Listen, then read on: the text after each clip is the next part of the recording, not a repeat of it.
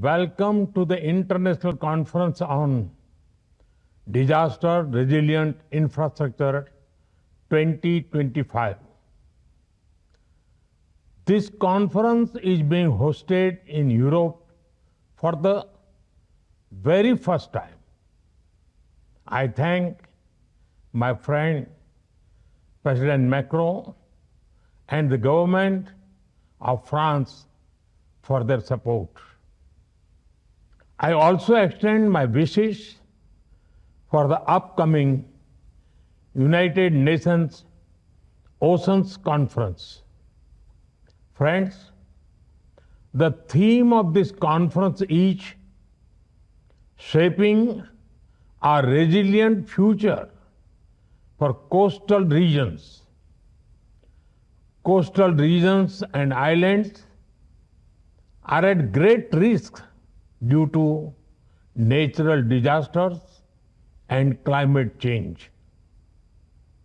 In recent times, we saw Cyclone Remal in India and Bangladesh, Hurricane Beryl in the Caribbean,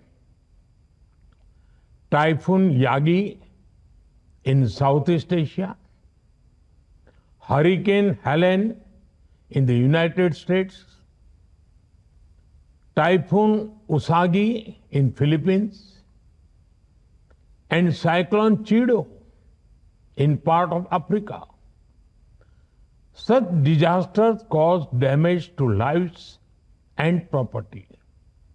Friends, India also experienced the pain during the super cyclone of 1999 and the tsunami of 2004. We adapted and rebuilt, factoring in resilience.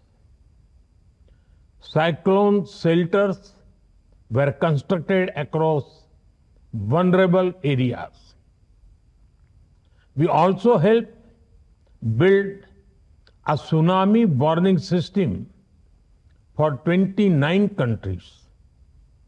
Friends, the Coalition for Disaster Resilient Infrastructure is working with 25 small island developing states. Resilient homes, hospitals, schools, energy, water security, and early warning systems are being built. Given the theme of this conference, I am glad to see friends from the Pacific Indian Ocean and the Caribbean here. Further, I am happy that the African Union has also joined the CDRI. Friends, I would like to draw your attention to some important global priorities. First, courses, modules, and skill development programs on disaster resilience need to become part of higher education. This will build a skilled workforce that can tackle future challenges. Second, many countries face disasters and rebuild with resilience. A global digital repository for the learnings and best practices would be beneficial.